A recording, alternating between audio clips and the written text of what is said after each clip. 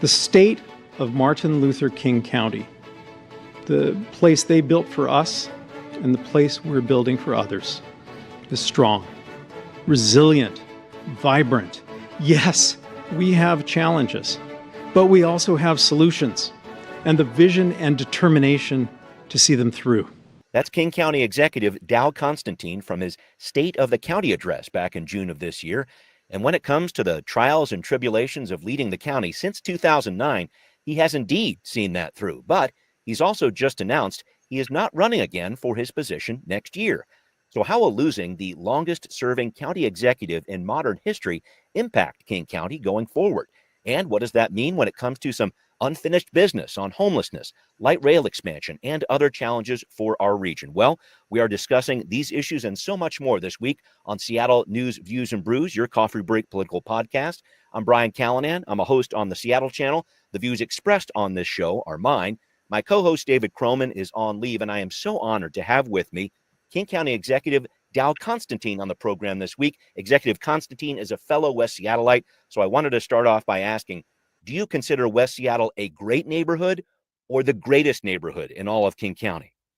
I mean, immodestly, I would say it is the greatest, and I would not live anywhere else. I welcome others to live elsewhere to make those places great as well. But I'm so glad that you and I are neighbors here. Well said. Well said. Thank you very much. Executive Constantine, thank you very much for being here. Thanks also to City Grind Espresso, the background noise sponsor for the audio podcast on the first floor of Seattle City Hall.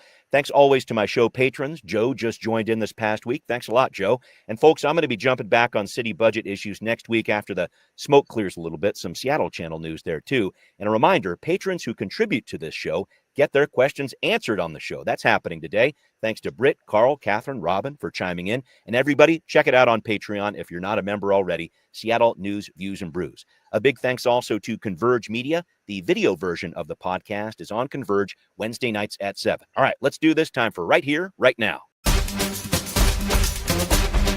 Executive Constantine, I just want to start with the question of why decide not to run again now? And I think really about the challenges, to put it lightly, of another Trump administration and how that's going to affect local governments across the U.S., including King County. I know there's some people out there saying your county needs you, Dow. Why not seek another term? I'm just finishing my 15th year. It was 15 years ago next week that I was sworn in as Ron Sims' successor. And I have another year and month and a few days left on this term. So I've got plenty more to do. But I decided a while back that I would not run for a fifth term. No one has ever even served 4 terms in this job. Some days I can see why. But the fact is that we have great people in this county who are ready to step up and lead. And I'm sure we're going to have a robust campaign and elect someone who is ready to carry the place forward. That's fair. That's fair. Let me jump back, and I wanted to make sure I asked this question too. I guess I'll put it another way here. Based on a message I received from one of my patrons, Catherine, she writes this: what advice would you give to a new county executive taking over in early 2026, given the political climate we are re-entering? Well, I saw the county through the first Trump administration, and it was not easy. A lot of our success depends on partnerships with the federal government. During the Obama administration, for example, we had a great partnership to drive down veterans' homelessness, and we're enormously successful. The Biden administration has been tremendously helpful in things like our climate response. The EPA awarded us a $50 million grant for local actions to reduce our carbon emissions and ready our region for climate change. Those partnerships don't happen during a Trump administration, or at least didn't happen during the last one. But more than that, in the time of a crisis, when we are used to looking to the federal government for leadership, we got anything but leadership when COVID hit. We were struggling to help save lives here, to use science to guide us, and the administration was approaching it through a purely political lens, and really putting people's health and lives in danger. So I am obviously deeply concerned for not just our county or region, but for the country. But I do know that we have excellent people working every day to deliver those services that allow our residents to succeed, to thrive. And that is going to continue no matter who is in the White House. I understand that, no matter who is the executive, too. Is there one challenge that really stands out to you? I know Mayor Harrell at the city of Seattle is setting aside some dollars to help with immigrant and refugee legal funds, and et cetera. Is there anything that jumps out at you in terms of, boy, you really got to keep your eye on this? Yeah, we actually put in place ongoing funds to help refugees and immigrants, asylum seekers, starting with the Syrian migration over a decade ago. And that has continued. Our motto, our true north, is that King County is a welcoming community where every person can thrive. And that is true whether your family has been here for millennia or whether you have just arrived for whatever reason. The fact is that we have a lot of ongoing challenges that preceded my time and a lot of ongoing challenges that will be here after I've gone. And climate, housing, the housing shortage, and the attendant challenge of homelessness, simple issues around income inequality, and the fact that while so many people are doing very well, others are being left behind in this region. So while there are a lot of challenges, they are ongoing challenges, but we also have a lot of resiliency, a lot of capacity, and the will to solve them, to take them on, and to continue helping people to be able to live a successful life here in King County. Thank you very much for that. I wanted to switch gears a little bit with you, if I could, and talk about some of the challenges you've been through as executive when it comes to the county's youth jail and the downtown jail. Those examples really stand out to me because I know at first you were against closing the youth jail. Then in the wake of Black Lives Matter protests in 2020, you did want to close it. More recently, there's been a lot of talk about other methods of secure detention for youth offenders. So I wanted to nail this down. Do you think your approach to youth incarceration has changed in response to different political times? Has it stayed consistent? How would you describe your views? Well, we've learned over the years what actually works. And when I say works, I mean works in terms of getting kids' lives turned around and having them become productive adults in our community rather than adult guests of the criminal system. When we built the new detention facility, which is part of a much larger facility, the Children and Families Justice Center, it was to replace one that was falling down, that had failing systems and was in urgent need of replacement. What we know now, and I think we know better than we did then, is that different approaches can reach our goals of turning kids' lives around better than simply a mini version of adult jail. For example, especially for those who are accused of lesser offenses or are lower risk, having a more home-like environment, which they may not have in their actual home, having responsible adult supervision, and having a community with peers to whom you are responsible and for whom your choices matter can equip you to do better when you're out back in the larger community, which is going to happen, right? So if we're committed to actually getting kids to become responsible adults, we're going to have to do something more than keep them in line through detention and intimidation until they're released back out into the neighborhood without having acquired the skills to be able to act responsibly. Yeah. That's the problem. There are kids who are accused of much more serious crimes, and for them, you need something with a lock on the door to keep them and the community safe. It's a much longer path for them. The goal is still the same, though, which is to get lives turned around so that you don't have kids being back in the system in their 20s, 30s, and 40s. Right, right. Well, let's move on to that and talk about the adult jail, too. I know you've talked a lot about closing down this facility.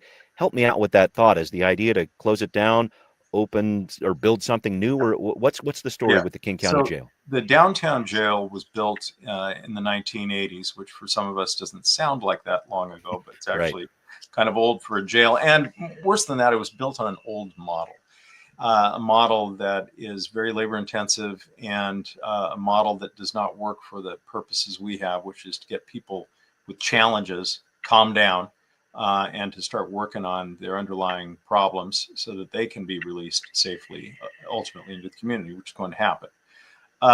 We need to replace that, and we should not replace it in kind with another outmoded facility. We should replace it with one that can deal with the huge number of folks who have mental health challenges, who have addiction challenges, who have physical health challenges, who need some intensive interventions beyond simply being locked up, waiting to be tried and potentially sent to prison or released. I think that constructing that kind of a facility will produce better outcomes. It will also, importantly, allow us to remove that dead zone from the middle of downtown Seattle and replace it with something that actually contributes to the life of the city. Yeah. You've talked a lot about this. Is that dream any closer to reality to try to bring in something different into that area, really remake that campus of King County? It is.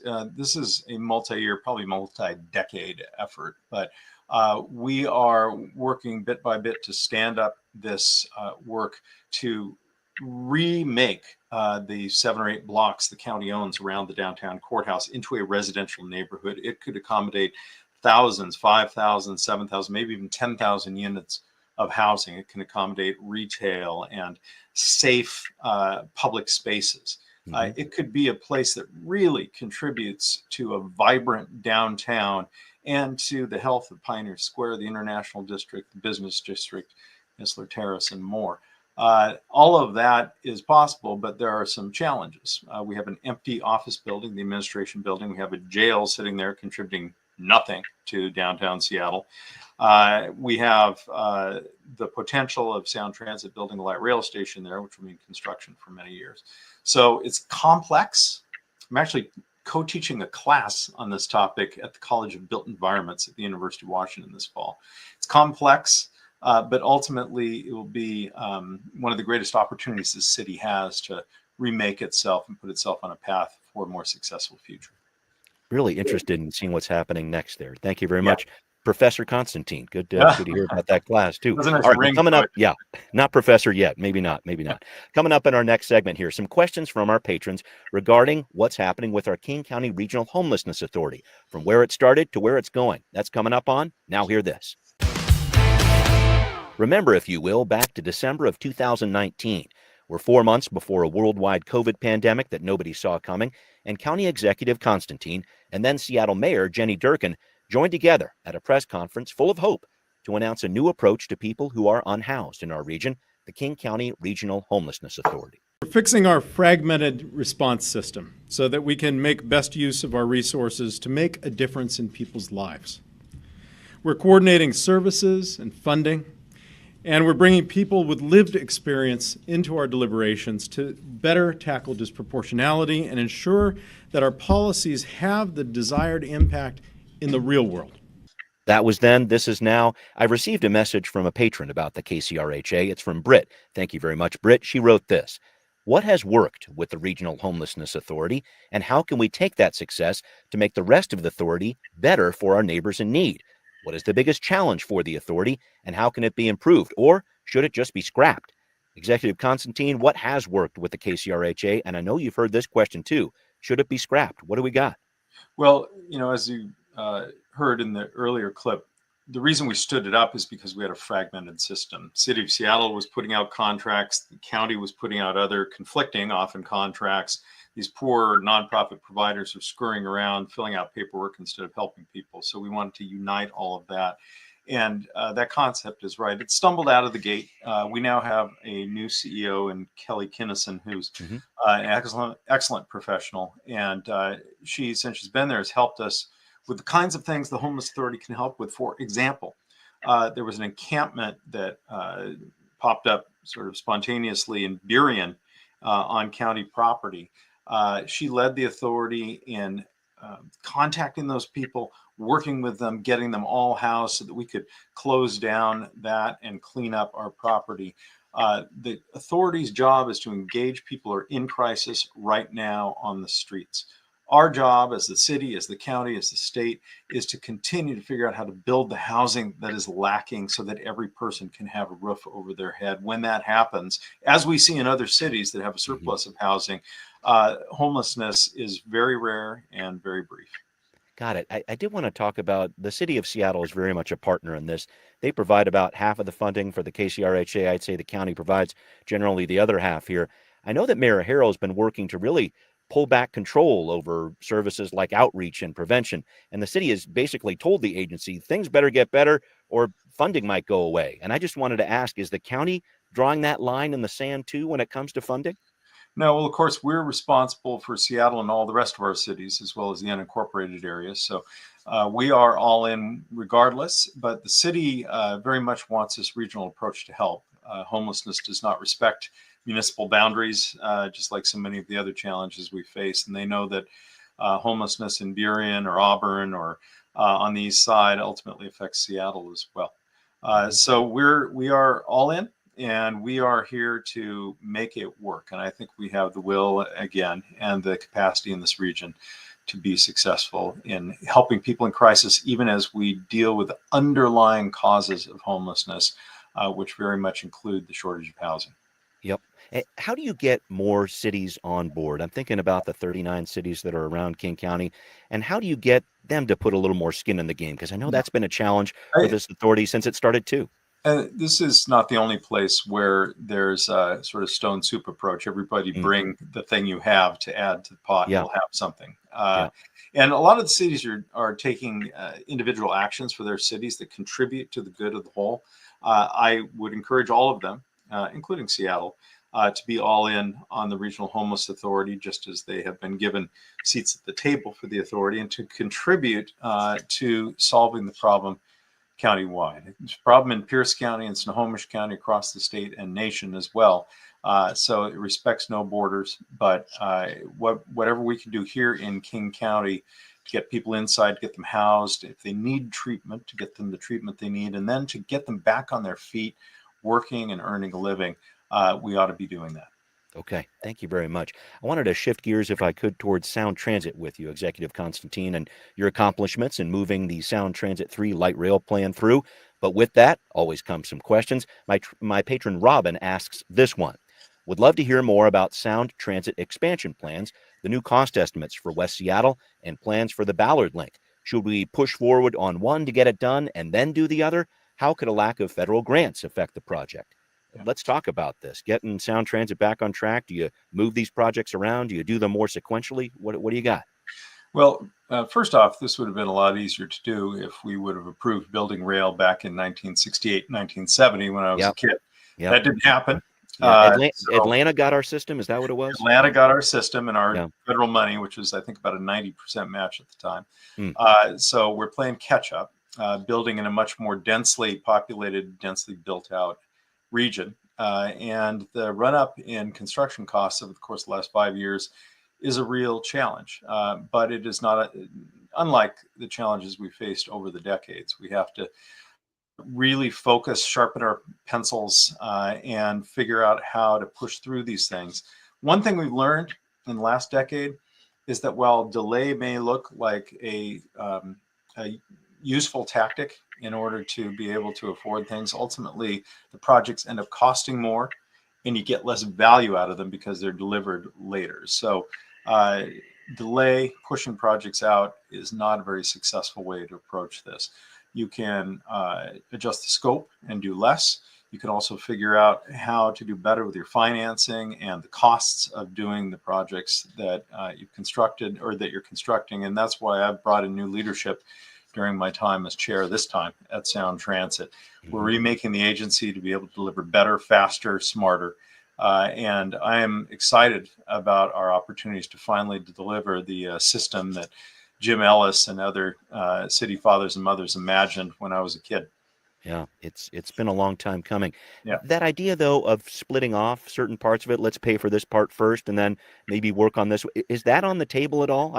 This is a So West Seattleite like you that wants to have the yeah, service as soon as possible. so Ballard and West Seattle were part of one project originally. We split them apart to do just that. Hmm. Ballard had the downtown tunnel assigned to it. That is more of a fiction because that tunnel is for the entire region. It's for Right. Everett, it's for Tacoma, it's for everybody.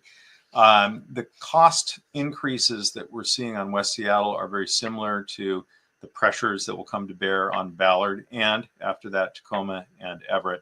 And we simply need to plan for all of that.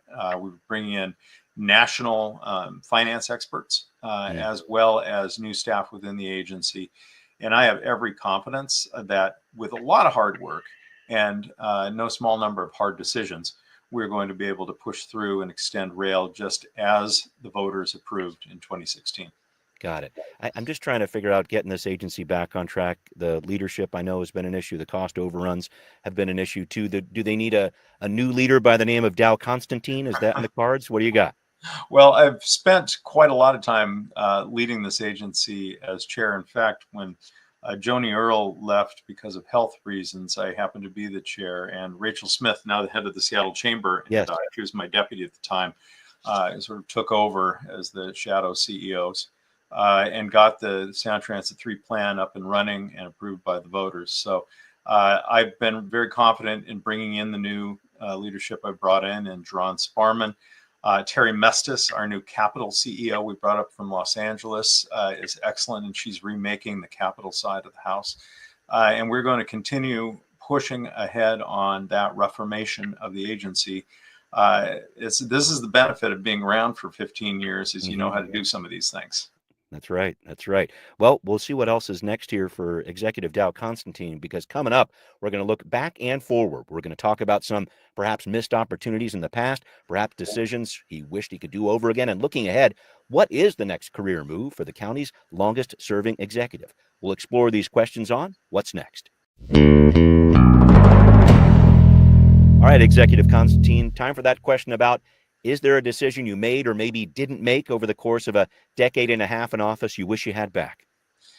Oh, I'm sure there are dozens of them. I have said this to a few folks, and I'll say it to you again. I sort of alluded to this earlier, but the housing crisis is something that was brewing back when I was first elected, back in the first decade of the millennium, but has grown and grown and grown. A lot of the challenges that we see out there as symptoms are related directly to that housing crisis, whether it's people trying to buy a home who can't, or whether it's people being pushed out of the housing market entirely.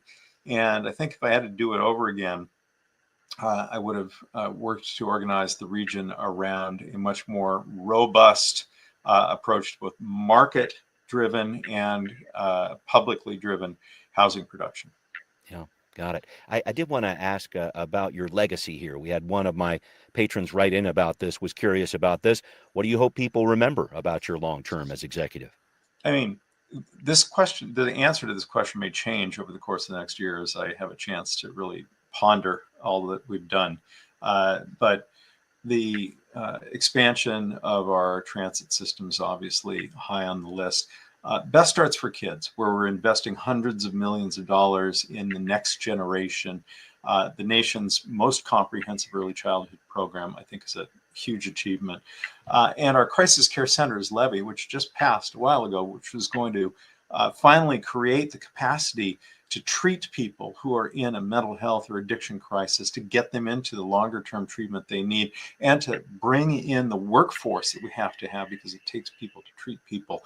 Those are major additions to the infrastructure that will allow people to live successful lives. Remember, as I said, our true north is that we are a welcoming community where every person can thrive. And when you have early childhood support, when you have the ability to get housing, when you have help when you face a life-altering challenge, you can stay on the path, stay on your feet, keep at that work of economic security, and ultimately succeed. So I'm proud of that work, and I'm sure there's much more that we could discuss. Got it. I know there is. There always is. And I do need to wrap up with you, though. I did want to point out you have a love for music that goes back to your college days as a DJ at KCMU at the University of Washington. That's right. Now known as KXP. They've really taken off. I don't know if you're aware of that since you left. But I did want to ask, is all this talk about not running again just a prologue to the story of you growing your hair out, joining a rock band, touring Japan? Let us know what's happening. I've talked to every one of my friends who's in a band asking if they need a little help. I'm available for backup singing, tambourine, anything they need. But seriously, I love music. I met my wife working at KCMU, actually. And one of the things I'm looking forward to is having a little more time to get to some more shows rather than just evening meetings in the future. I can't wait to hear more about that. Dow Constantine, the executive of King County, thank you very much for joining me. Thanks so much, Brian. And thanks, everybody, for listening to Seattle News, Views, and Brews, where you can always find out what's brewing in local politics. Thanks again to patrons who support the show. If you're not a patron, join in. Find this podcast on Patreon, Seattle News, Views, and Brews. You can hear us on Apple, Spotify, wherever you listen. Thanks for watching on Converge Media, too. We'll see you next time. Seattle News, Views, and Brews is an independent production of Callanan Media Services. Copyright 2024.